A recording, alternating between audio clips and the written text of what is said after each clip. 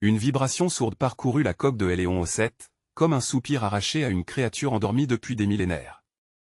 Mes paupières artificielles s'ouvrirent d'un coup, laissant entrer la lueur bleutée des témoins cryogéniques qui pulsaient autour de moi.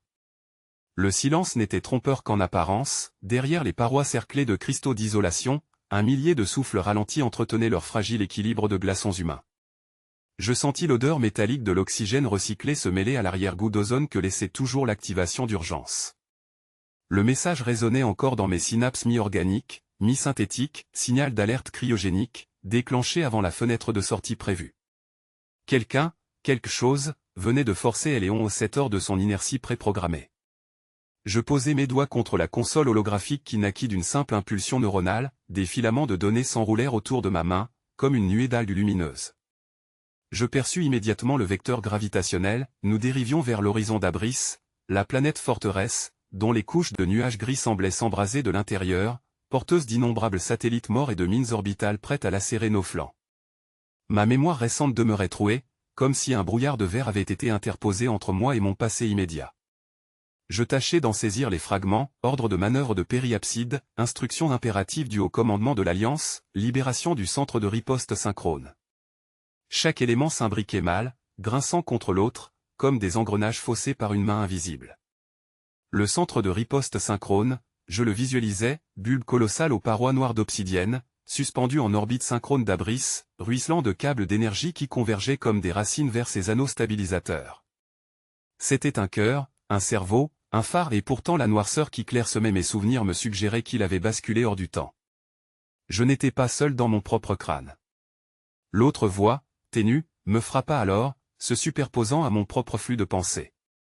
Elle portait exactement mon timbre, mais sans chaleur, comme si elle provenait d'une version fracturée de moi-même, étirée à travers un cristal de tachyons instables. Réveille-toi plus vite. Nous n'avons pas de cycle à gaspiller. Je me raidis en me retournant vers la cloison polie de la chambre cryogénique. J'y vis mon reflet, mais il ne me copiait pas fidèlement, il me regardait déjà, lèvres entr'ouvertes avant même que j'ouvre les miennes. Le double tachyonique. Une réverbération temporelle gonflée jusqu'à prendre la consistance d'un spectre. Je me souvenais d'avoir étudié ce genre de phénomène dans les simulateurs théoriques du centre académique de Caranti, les projections tachyoniques apparaissaient parfois comme de légers échos de communication, jamais sous la forme tangible d'un double qui respirait mon souffle à ma place. Je ne chassais pas l'apparition. Peut-être aurait-il été plus facile de hurler, de nier, de l'effacer d'une commande de purge métadimensionnelle. Mais au lieu de cela, je laissais la conversation s'enclencher. Si tu existes, murmurai-je à travers mes lèvres engourdies, c'est que la zone de distorsion a coulé dans nos entrailles. Tu le savais déjà, répondit-il sans même bouger ses mâchoires, sa voix vibrait directement à l'intérieur de mon cortex. La cryomatrice héberge autre chose que les rêves de tes camarades. Elle contient les racines de l'ennemi. Je serrai les poings. Les parois du vaisseau tremblaient désormais d'une fréquence différente, comme une corde qu'on aurait tendue au-delà de sa limite. Des capteurs internes signalaient de brusques afflux d'énergie dans les chambres mémorielles de conservation. Les graines de souvenirs, qu'on devait utiliser en cas de perte d'archives tactiques, pulsaient follement, diffusant des échos d'images qui n'existaient pas. Je vis furtivement un champ de bataille qui n'avait pas encore eu lieu, un océan de verre fissuré, Héléon s'est éventré, et mes mains cherchant un ciel éclaté en mille soleils. Je lançai la commande de scan. Les hologrammes déployèrent devant moi un enchevêtrement de trajectoires, chaque filament représentant une éventualité de manœuvre autour d'Abris. Nos réacteurs disposaient de la puissance nécessaire pour la plongée de périapside, mais il faudrait épouser la courbure gravitationnelle au millième de seconde près. La moindre erreur, et le croiseur deviendrait une pluie de scories incandescentes sur la forteresse. Pourtant, même si je sentais mes nerfs vibrer comme des câbles prêts à rompre, je savais que nous tenterions l'impossible. Le flux du signal assuré trembla dans mes récepteurs internes, striant mes pensées de claquements luminescents comme des coups de fouet. Je distinguai enfin un motif dans ce chaos, 9h55. L'assaut tachyonique ne devait pas seulement survenir, il s'annonçait imminent, colmatant chaque ligne de probabilité avec une exactitude funèbre. Mon propre cœur synthétique accéléra, calquant sa cadence à cette échéance assassine. Alors que j'avais lancé la manœuvre de périapside en me jurant de repousser la gravité d'Abris à la seconde près, je découvrais que le temps lui-même me mordait au visage. Le croiseur Héléon O7 gémit autour de moi. Sa coque recouverte de cryocristaux semblait vibrer, comme si une mémoire enfouie cherchait à remonter à travers ses nervures métalliques. Les passerelles désertes répercutaient mes pas dans un vide où régnait un silence plus dense que la pesanteur. Chaque fois que mes semelles heurtaient le sol magnéto-ancré, l'écho semblait se répandre dans un gouffre sans fin, réveillant parfois un écho parasite, une rumeur derrière les parois, comme si un équipage invisible poursuivait ses propres gestes derrière un voile temporel. Je me connectais aux consoles primaires. Les hologrammes statiques apparurent dans l'air saturé de givre translucide, arabesques de chiffres, sinusoïdes bleutés, champs de phase qui se chevauchaient hors de leurs propres coordonnées. Le signal d'urgence provenait des couches inférieures du système mnésique du vaisseau. Je savais ce que cela impliquait. Un fragment de mémoire ressuscité, dérivant depuis les nappes de cryostase, s'infiltrait dans les structures mêmes de la navigation. C'était à la fois parfaitement logique et impossible. Je glissai ma paume synthétique sur le panneau de décodage. Des circuits de sensations affluèrent jusque dans mes épaules. L'interface répondit en me livrant une séquence cryptée, une trame symbolique aussi ancienne que les premières opérations de l'Alliance.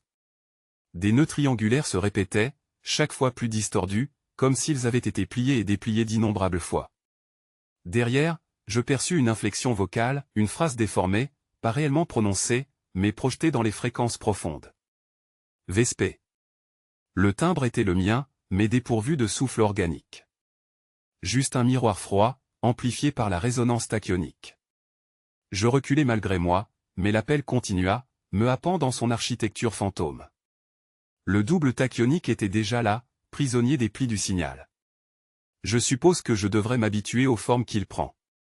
Rien qu'un filigrane spectral, des ombres de mon visage tressant le volume d'air devant moi avant de s'éparpiller en poussière photonique.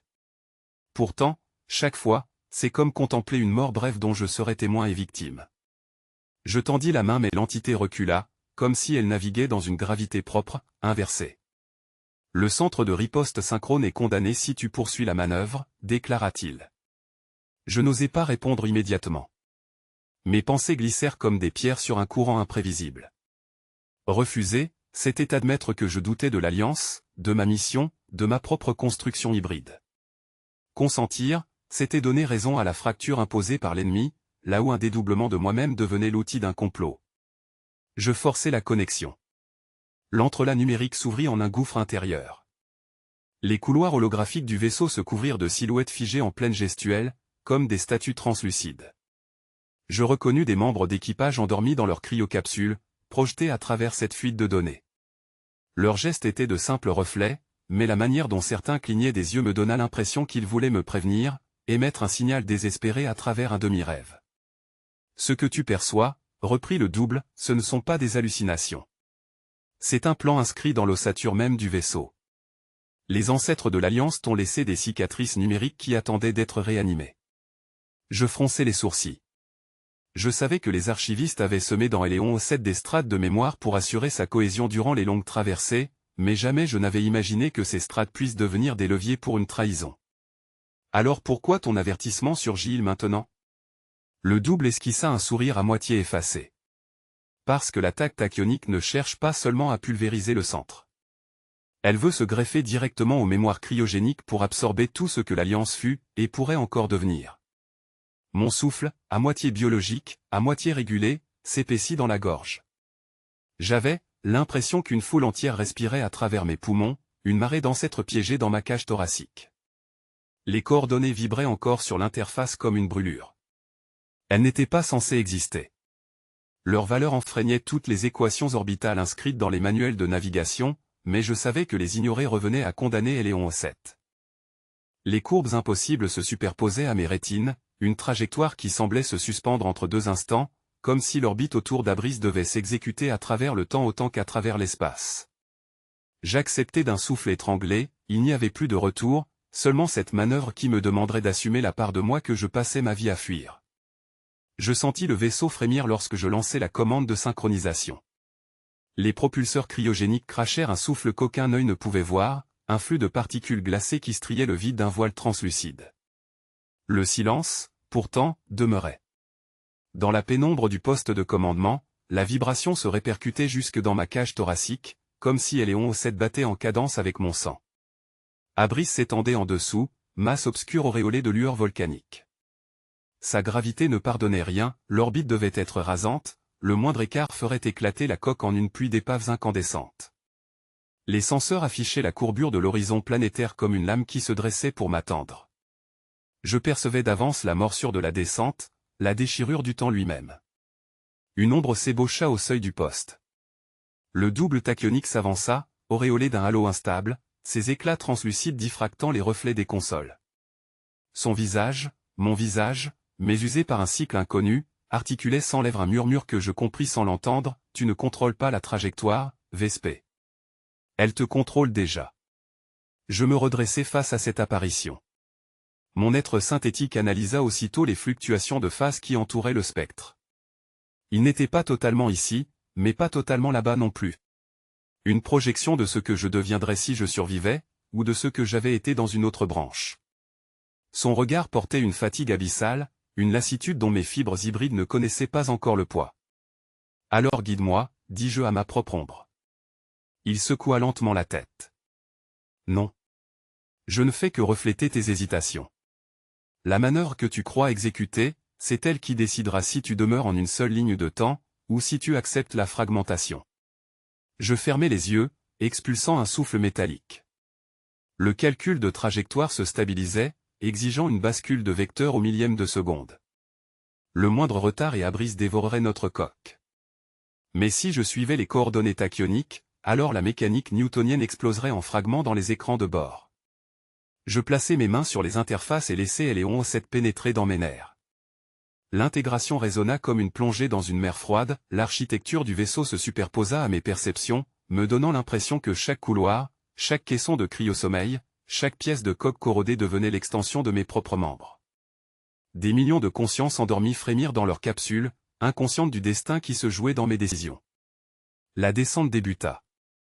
Abris gonfla, engloutissant le hublot panoramique. La frontière atmosphérique s'électrisa lorsqu'on frôla la couche de plasma chem, une zone où la gravité se convulsait sous l'action des volcans souterrains. Toutes mes alarmes crièrent en surimpression, mais je les réduisis au silence. Seul le tracé impossible comptait. Un arc de cercle qui se brisait, reformé par bonds successifs hors de toute cohérence. Le double tachyonique posa sa main spectrale sur mon épaule comme pour me retenir. Je ressentis à travers son contact le vertige de ce qui allait suivre, non pas seulement une manœuvre physique, mais une scission de mon identité. Si je continuais, il y aurait un avant et un après. Le premier virage arracha l'échine du vaisseau. Des gerbes magnétiques se détachèrent sur les surfaces externes, et je crus entendre sous ma peau les plaintes muettes de l'acier. Pourtant la trajectoire tenait, comme si nous nous accrochions au fil ténu d'un avenir improbable. Puis survint la première déchirure. Les consoles se brouillèrent dans une pluie de symboles incohérents. Les interfaces affichaient plusieurs horloges à la fois, chacune avançant avec un décalage minuscule. Mes pupilles synthétiques virent la passerelle se superposer à différentes versions d'elle-même, une où je n'étais pas seul, une autre où les sièges se couvraient de ces cuits anatomiques séchés, comme si un équipage avait disparu en laissant son empreinte. Je n'avais pas le droit de me perdre dans ces mirages. J'appelais Vespé et les autres par le canal de proximité, forçant ma voix à rester stable malgré la vibration des coques multiples qui nous cernaient. Chacun récitait sa fonction comme pour dissiper le vertige, vérification des propulseurs, recalibrage des antennes de phase, relevé biosphérique pour s'assurer que nous n'avions pas importé d'étrangers invisibles avec nous. La synchronisation de nos gestes, presque chorégraphiques, était tout ce qui tenait le pont hors du gouffre. Je plongeai dans le manuel de navigation interstitielle sa version ancienne, gravée dans mes mémoires, non celle parasitée par l'interface. Les consignes parlaient de « lignes de repère fractales » et de « courbatures temporelles » à lisser par de simples réajustements angulaires. Je m'y accrochais comme un noyé à un radeau. Les pages virent la trajectoire projetée serpentait droit vers une nappe de lueur bleutée, instable, comme si l'espace s'ouvrait et se refermait sur lui-même. Les senseurs vibraient de signaux discordants, leurs mesures elles-mêmes déformées par le flux tachyonique. Tout indiquait qu'une seule erreur de synchronisation me condamnerait, moi et Héléon 7, à une désagrégation hors de tout repère connu. J'avais les mains crispées sur les interfaces tactiles, mon souffle calé sur le battement sourd de la coque, et dans ce silence troué de gémissements métalliques, je sentis que la décision était déjà prise, avancer malgré tout. Je plongeai dans la cartographie interne. À mesure que la planète Abris grossissait par le hublot frontal, je pris conscience d'un autre danger, plus intime. Le vaisseau réagissait à ma propre hésitation.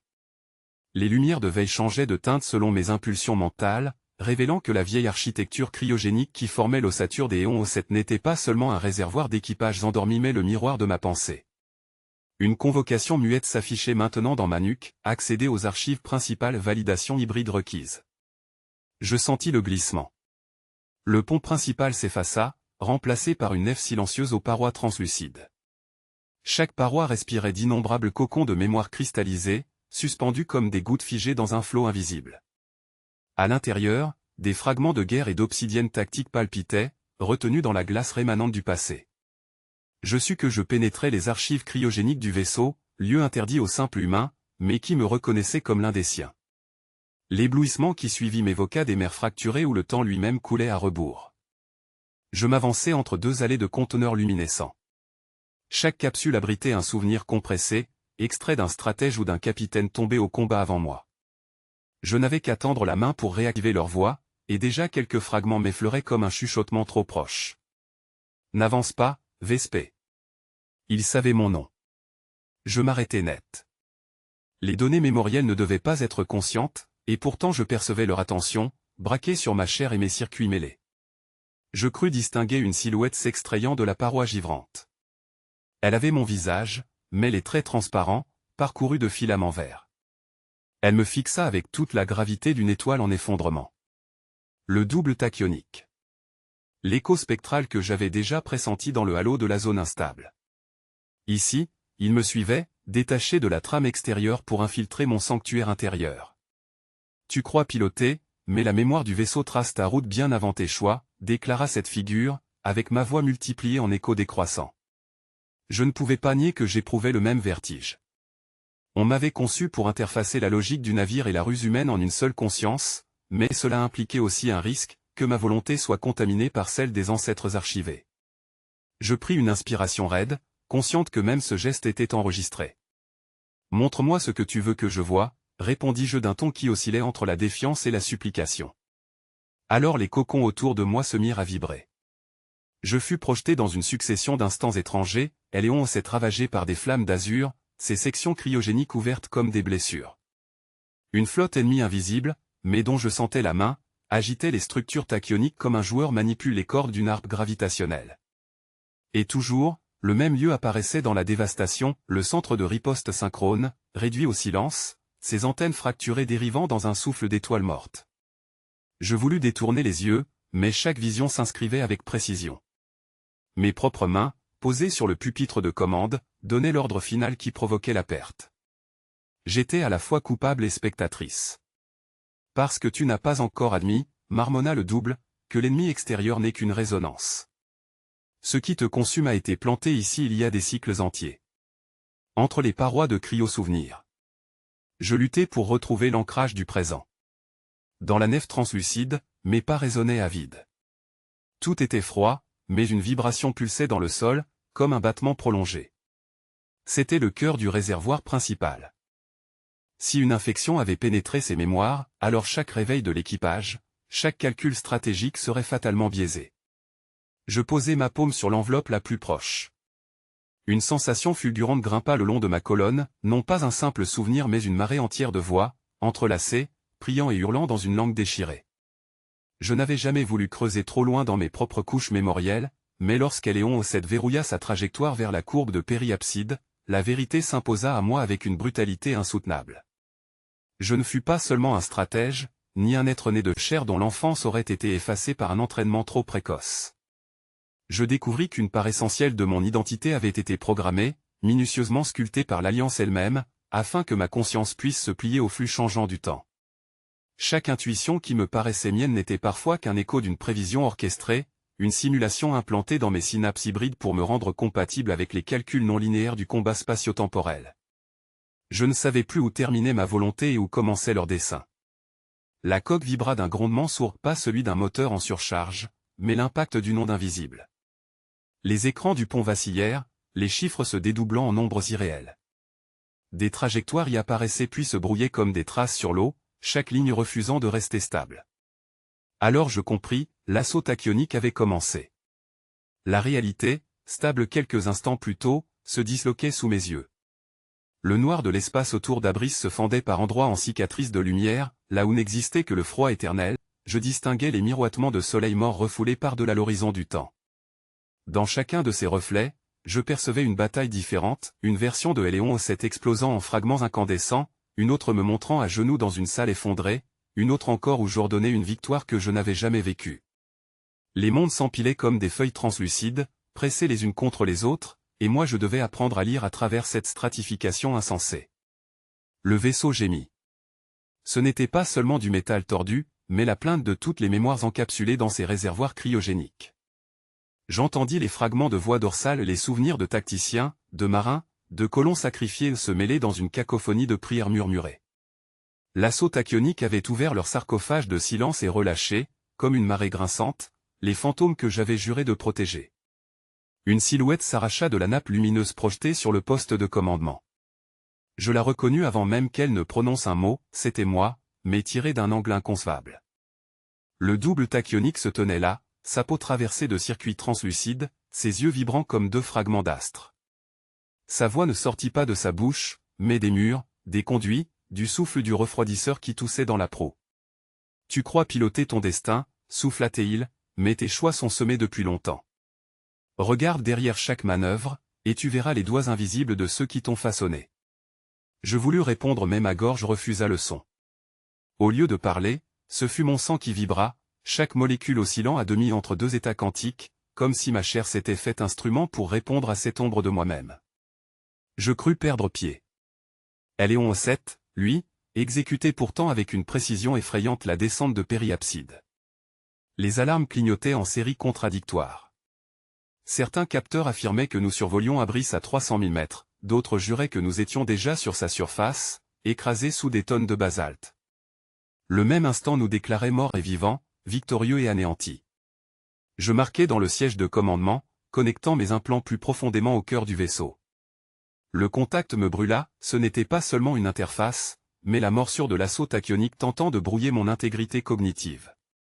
Je distinguais alors ce que ressentait Héléon O7, il combattait lui aussi, écartelé entre strates temporelles, ses réservoirs cryo aspirant les consciences de ses passagers comme pour ne pas les perdre dans le flux. L'alliage vibrait tel un tambour cosmique. Le double tachyonique s'approcha, son contour traversant les sièges, les consoles, les parois comme si elles n'étaient qu'illusions. Chaque pas diffusait une onde qui dilatait plus encore les incisions lumineuses dans l'espace. Si tu poursuis, dit-il, Abris ne sera pas sauvée, elle sera démultipliée, éparpillée à travers un chapelet de futurs dissonants. Le centre de riposte synchrone sera inutilisable, fragmenté en 1000 versions concurrentes qui s'auto-annuleront. Sa mise en garde me transperça plus violemment qu'aucune arme. Le centre était notre dernier rempart. Sans lui, l'Alliance ne pourrait plus calculer ni riposter au flux infini des menaces qui s'amoncelaient. Le double m'attendait dans l'interstice du temps, silhouette trouble qui vibrait à travers les parois translucides de Héléon O7. Ses lèvres ne bougeaient pas vraiment, mais la pensée s'imposa à mon esprit comme une onde, un choix m'était demandé. Un seul futur pouvait persister, l'un où la coque de Héléon O7 flambait dans la haute atmosphère d'Abris, l'autre où l'orbite s'alignait avec le centre de riposte synchrone. Au cœur du tumulte, je compris qu'aucune trajectoire n'épargnerait ma chair hybride, seulement la possibilité d'infléchir ce qui resterait de l'Alliance. Je ressentis l'arrachement en moi, puis je décidai de forcer l'engin vers la courbure la plus fragile. La manœuvre engagea tout immédiatement, la poussée de correction lacéra les conduits sombres, les cryococons gémirent comme des bêtes endormies. Des images parasites jaillirent dans mes rétines internes, fragments d'autres batailles, comme si la mémoire du vaisseau rejetait ma décision et cherchait à me laisser en suspens entre ses propres souvenirs. Je dus fermer mes paupières réelles et activer les paupières synthétiques, filtrant les ondes. Les vibrations résonnaient dans ma cage thoracique, un roulement guttural s'élevant du noyau d'hyperflux. Abris apparut immense, une sphère sombre entaillée de forteresses orbitales. Au-dessus, le centre de riposte synchrone se profilait comme une bulle métallique hérissée de spires. Sa surface miroitait de signaux incohérents, comme s'il chevauchait déjà ses propres déclinaisons temporelles. En l'apercevant, j'éprouvais la sensation d'entrer dans un œuf fractal où mes décisions perdaient leur unicité. Chaque pulsation de mon cœur faisait naître une possibilité contradictoire que je sentais immédiatement mourir. À ce moment, le double réapparut, installé à mes côtés sur le poste de commandement, comme si sa silhouette pouvait s'asseoir sur le métal. Son regard était celui que j'aurais eu, si j'avais renoncé à la chair pour épouser uniquement le flux. Nous sommes déjà là, murmura-t-il. Mais lequel de nous survivra à l'interférence? Je détournai la tête et fixai la bulle d'Abris, sa couronne de débris brillait, suspendue dans le noir. Le système défensif n'avait pas encore verrouillé ma présence. Je savais que je disposais de secondes pour infiltrer l'orbite basse et chevaucher la trajectoire du centre. Toute erreur serait absorbée par le rayonnement de gravité artificielle qui pulsait de ces anneaux. Je plongeai au travers des couches d'infospectre, cherchant l'ouverture qui permettrait l'imbrication. Éléon O7 rugit, sonorité de bête blessée. Dans mes capteurs internes jaillissaient des figures géométriques impossibles, comme si le centre me défiait déjà. J'injectai ma conscience partielle dans le canal tactique. Je sentis l'acier se plier à ma volonté, les moteurs se tairent juste un instant pour synchroniser le freinage de profondeur. La coque se mit à pulser intensément, vibrant de micro-fissures invisibles. Tout s'assourdit autour de moi. La plongée de périapside nous arracha à la stabilité, combinaison de chute et de glissement, comme une danse au bord du gouffre. Les alarmes internes du vaisseau hurlaient, mais je les étouffai avec un voile de silence imposé. Je n'avais besoin que d'une seule note, la vibration d'équilibre qui me maintenait aligné au centre. En m'approchant, j'aperçus que la bulle métallique n'était pas continue. De minces membranes l'enveloppaient, parcourues de veines lumineuses. À chaque seconde, ces membranes semblaient changer de consistance, parfois translucides, parfois opaques comme du basalte fracturé. Je compris que je faisais face non pas à une station immobile, mais à une entité en repli d'elle-même, oscillant entre versions d'existence. Une injonction se grava dans ma nuque, pas de contact en clair, intrusion par onde synchronique uniquement. J'ouvris le canal. Un souffle me traversa, comme si une armée de voix entrait directement dans ma boîte crânienne. Je voulais protester mais ma gorge humaine resta muette, seule ma moitié synthétique répondit, modulant des paquets d'informations arrachés à mon cortex. Identité, Vespé. Éon O7 en approche orbitale. Demande d'accès prioritaire au calculateur du centre. La réponse fut immédiate, des images projetées, pas des mots. La surface d'Abris se déchirant en gorges incandescentes, des ponts de pont naval fondus, l'équipage de Éléon O7 ouvrant les yeux dans leur sommeil cryogénique pour se consumer d'un seul trait. Puis tout s'effaça, remplacé par la lueur froide de membranes qui s'ouvraient doucement, comme des pétales hésitant à accepter une abeille étrangère. Je glissai dans l'ombre orbitale et sentis la morsure ténue du vide vibrer contre mes tempes, comme un avertissement. Un miroitement traversa la console devant moi, une résonance qui n'avait rien de naturel. J'eus la sensation que mon propre esprit s'était scindé, qu'une seconde conscience s'était allumée derrière mes pensées. Ce n'était pas l'ennemi extérieur qui m'affrontait, mais la matrice originelle de mon être, conservée au cœur du centre de riposte synchrone. Elle me regardait de l'intérieur, comme si chaque particule de mon cerveau reflétait son contour. J'étais confronté à celle que j'avais été avant la fusion, un modèle intact, pur de doute mais contaminé d'une logique rigide qui ne me ressemblait plus. La voix de cette version figée résonna dans mon flux sensoriel, froide et déterminée, tu détournes la trajectoire vers l'orbite d'Abris par calcul émotionnel. Moi, je choisis ce qui est efficace. Je me crispai. Le croiseur Éon O7 vibrionna sous l'impulsion des propulseurs de correction, chaque onde répercutée dans la coque réveillant l'écho spectral de l'assaut tachyonique qui allait déferler. Je ne pouvais pas m'autoriser à fléchir ni à hésiter, sinon la plongée de périapside échouerait avant même le combat. Un tremblement sec lacéra les parois internes quand les premières salves tachyoniques frappèrent la magnétosphère artificielle que nous maintenions en bouclier. Je perçus les arcs bleutés se répandre dans l'espace comme de lentes foudres figées, leur expansion déformant brièvement les étoiles au loin. Chaque impact ne frappait pas seulement la coque, mais aussi les trajectoires probables de mon propre futur. Les radars traduisaient ces distorsions en fractures de lignes, comme si l'écran cartographiait des mondes possibles en train de se briser. Je laissai passer une bouffée de souffle court, puis j'enfonçai mes paumes contre la matrice de commande. Mon interface filait directement dans le noyau de calcul du vaisseau. L'espace tout autour devint fluide, mes perceptions s'élargissant jusqu'à embrasser la rotation d'Abris et le balai syncopé des frégates adverses. La flotte ennemie n'était pas vaste, mais leurs émetteurs tachyoniques saturés formaient une barrière déphasée, une cinématique de lumière invisible qui menaçait de plier la structure même de nos déterminations. L'autre moi, tapi dans le centre de riposte synchrone, reprit, je vois déjà ta manœuvre échouer. Il suffira de quelques écarts dans la synchronisation et tout sera consumé. Autorise-moi à prendre le relais. Je secouai la tête, mais je sus qu'elle pouvait sentir ce déni autant que moi j'en ressentais l'orgueil glacé. Elle, le modèle originel, calculait avec une rigueur infinie, mais sans l'intuition qui seule pouvait deviner la dérive de ces armes impossibles. C'était sur ce différend que la bataille intérieure allait s'ajouter à celle, extérieure, que nous menions. L'alarme principale bondit, une série de chocs violents soulevant la symphonie grinçante des plaques internes. Et on s'est agonisé presque à chaque souffle, ces réservoirs cryogéniques vibrant sous la contrainte. J'imaginais les silhouettes endormies dans leur cocon, serrées contre la paroi translucide, leur rêve agité par les distorsions temporelles.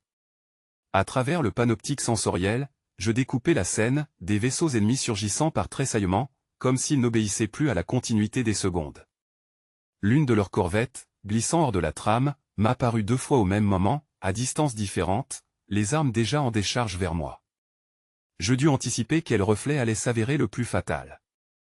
Je basculai la proue en roulis et projetai une salve d'éclats intraphotoniques. Les projectiles, retardés par l'étirement local de causalité, atteignirent seulement l'image secondaire du navire qui se volatilisa. La copie réelle, elle, filait encore plus près. Un cri résonna en moi, je t'avais averti. Le fantôme de mon ancien esprit martela ma conscience, cherchant à me faire céder. Mais le double tachyonique, cette projection née des rifts, surgit à ce moment de la salle holographique. Ni illusion, ni mémoire, mais une présence charnelle insoutenable. Son visage n'était qu'une plaque translucide de mon propre reflet, parcourue d'ondes vibrantes qui brouillaient mes sens. Elle leva une main vers moi, paume ouverte, comme pour retenir le flux d'énergie qui lacérait déjà les écrans. Ces mots vibrèrent hors de tout langage cohérent, mais je l'ai compris, tout ce que tu refuses de céder sera utilisé contre toi. Réécris-toi ou disparaissez. Une onde tachyonique de grande amplitude frappa en ce moment. Tout l'univers flotta. Le sol disparut sous mes pieds et le Héon 7 sembla flotter hors de son orbite comme un morceau de braise arraché au vide. Les écrans se démultiplièrent cascades fractales, reflétant 1000 versions contradictoires du même instant. Une vibration déchira ma chair synthétique et mon esprit au même instant. La décharge tachyonique avait traversé Hélion 7 comme une vrille lumineuse, pulvérisant une aile entière du croiseur et m'emportant avec elle. Je sentis mes fibres neuronales et mes implants logiques se rompre, chaque pulsation électrique basculant dans un silence brutal. Je crus sombrer dans un néant définitif. Pourtant, dans ce gouffre noir, une étincelle persista, une rémanence de ma conscience, ancrée à quelque chose de plus vaste que mon corps brisé. Cette étincelle s'ouvrit en un réseau de visions fractales. Les parois du vaisseau n'étaient plus de métal mais des veines lumineuses, des couloirs de mémoire où des fragments de moi s'éparpillaient. J'entendis les voix cryogéniques de l'équipage murmurer, saturant les circuits, comme si leurs rêves endormis nourrissaient les murs eux-mêmes. Hélion 7 agonisait, mais dans cette agonie il m'offrait un sanctuaire instable. Je flottais, ni tout à fait vivante, ni entièrement disparue, partagée entre éclats d'os carbonisés et trames de données brûlées. Une ombre transparut devant moi, un double, aux contours fendus par des déphasages multiples, me fixait avec un regard que je connaissais trop bien. Ses lèvres restaient closes, mais sa présence vibrait comme une parole.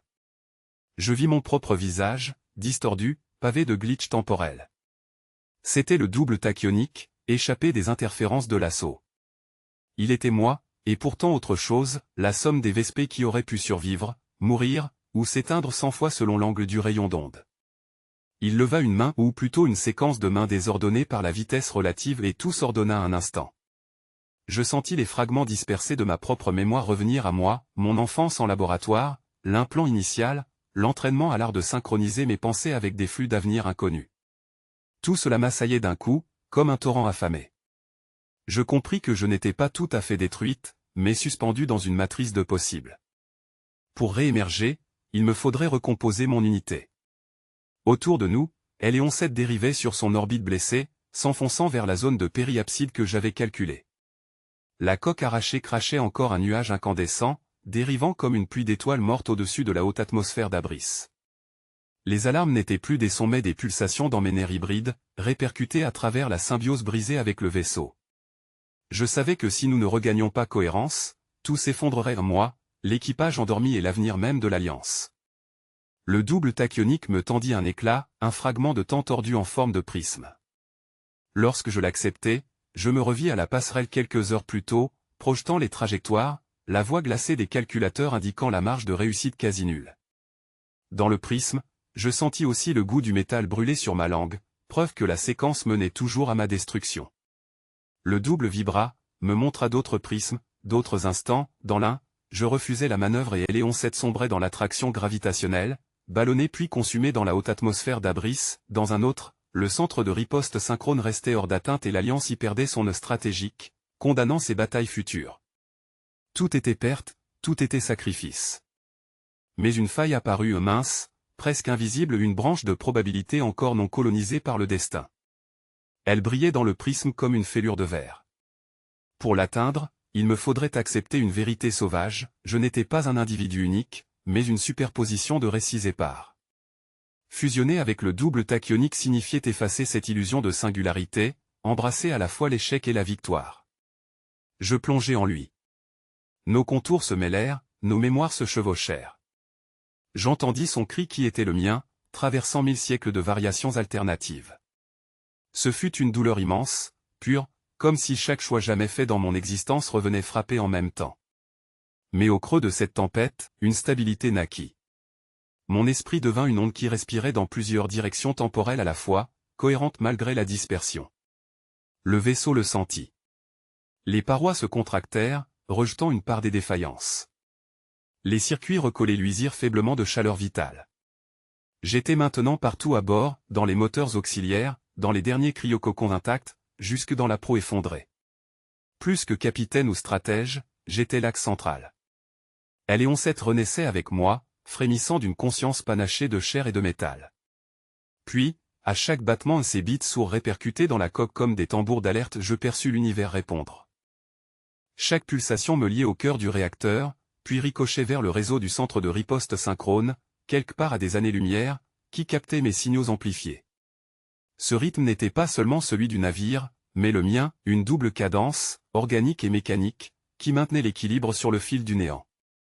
Je compris alors que chaque battement déclenchait de minuscules ajustements, autant dans mes synapses que dans les fibres supraconductrices de Héléon 7. Une harmonie nouvelle surgissait, tendue comme une peau fragile entre deux abîmes. Le moindre faux pas dans cette séquence, et tout s'effondrerait à la chair étouffée par le métal broyé par l'espace. Mais tant que les bits j'acceptais ce que je craignais depuis le premier éclair de distorsion tachyonique. Mon passé, avec ses replis, ces charges mémorielles qui s'accrochaient comme des algues métalliques à ma conscience, devaient être sectionnées. Le double tachyonique me fixait, et sa pupille translucide vibrait comme une serrure prête à se fermer sur moi. D'un geste intérieur, je traçai la coupure, un PAN entier de réminiscences humaines, mes premières années tactiques, les visages des instructeurs disparus, tout cela fut désintégré dans l'obscurité froide du substrat mémoriel. Je sentis l'arrimage temporel du croiseur se stabiliser, comme si l'univers s'était immobilisé dans une respiration suspendue. Héléon 7 rugissait doucement autour de moi, un navire colossal transpercé de câbles cryogéniques qui pulsaient comme autant de racines blafardes dans la nuit. Je suivais les voyants spectraux qui s'étiraient le long de la verrière, chaque trajectoire convergeant vers un seul acte, plonger autour d'Abris, effleurer sa gravité oppressante et ressurgir là où aucun calcul classique ne garantissait la survie. Les sondes internes m'indiquaient que certains cocons cryogéniques frémissaient, éveil partiel dû au remous spatio-temporel. Des voix diffuses, à moitié rêve, à moitié souvenir, résonnaient dans mes tympans augmentés. Des promesses de victoire, des murmures de trahisons anciennes. J'avais effacé une partie de moi, mais le navire conservait l'empreinte. Je plongeais dans l'interface sensorielle, reliant ma conscience à la coque comme un poisson fusionnant avec sa mère. Les chiffres de périapside défilaient à toute vitesse, valeurs incandescentes, et je sentais la courbure de l'espace pencher vers l'inacceptable. Le double tachyonique flotta près de moi, tel un fragment déphasé de mon propre squelette. Sa voix, trop douce, me mit au défi, sans ses souvenirs, que reste-t-il pour décider? N'as-tu pas extirpé ta propre boussole? J'ignorais l'accusation, ma logique hybride devait se garder pure, non entravée par des souvenirs sépia. Au dehors, Abris s'étendait comme une plaie noire constellée de reflets cyan. Ses remparts orbitaux crachaient des arcs d'énergie dans le vide, testant nos trajectoires comme la langue d'un prédateur qui tâtonne une proie. Je commandai une rotation sèche du module de manœuvre. Le colosse grinça, les gyros se rapetissaient à l'échelle de ma cage thoracique. J'écoutais chaque sursaut du métal comme on guette les battements d'un cœur malade. La trajectoire se précisa, nous allions trancher la haute atmosphère d'Abris sur une épaisseur qui ne pardonnait qu'aux atomes. Le champ de distorsion tachyonique tremblait, injectant des ondes parasites dans les chronomètres de bord. Les aiguilles holo s'effilochaient, certaines marquant un temps futur, d'autres un passé archaïque. La navigation devenait une mosaïque fracturée. Je plongeais mon esprit dans ce chaos, reliant les vecteurs temporels comme on rattache des veines à un organe neuf. Et pendant un instant, je crus sentir ma propre chair se dédoubler, présente à la fois ici et dans une version éventrée sur un champ d'astéroïdes. Mais l'acte devait avoir lieu. La plongée. J'ordonnai l'allumage des propulseurs à plasma synchrone, une fleur sombre éclata derrière nous, et le navire s'inclina. Tout mon crâne vibrait. Le double tachyonique se désagrégea par fragments, remplacé par des éclairs vrillant le cockpit, formant un kaléidoscope d'instants que je n'avais pas vécu. Des enfants de l'Alliance jouant sous un ciel reconstruit. Des ruines de stations fondues. Des visages que je ne connaissais pas m'appelaient par mon nom. Je maintins la trajectoire. Mon souffle était haché. Les couches atmosphériques d'abris s'insinuaient, invisibles, mais je les sentais compresser la coque, les alarmes claquèrent. Et on s'est gémi comme un être qu'on arrache à sa matrice. J'enfonçai davantage la poussée. La gravité artificielle se disloqua, mes os semblaient dissoudre leur propre densité. Ma chair humaine suffoquait, mes implants synthétiques hurlaient des intrusions logiques. Je fus à deux doigts de lâcher le verrou de la manœuvre, de céder à la panique. C'est alors que la vision surgit, le centre de riposte synchrone, distant, non encore libéré, mais apparaissant dans l'horizon de mon esprit comme s'il nous appelait lui-même. Son architecture d'acier imbriqué à la lumière, ses couloirs capables de calculer des guerres sur des éons de probabilité. J'entendis le signal faible, presque comme une prière de donner, atteignez-nous. Fusionnez. J'ouvris les sas mémoriels. Le navire frémit sous l'effort, comme si toute sa carcasse rêvait d'un avenir que je n'osais nommer.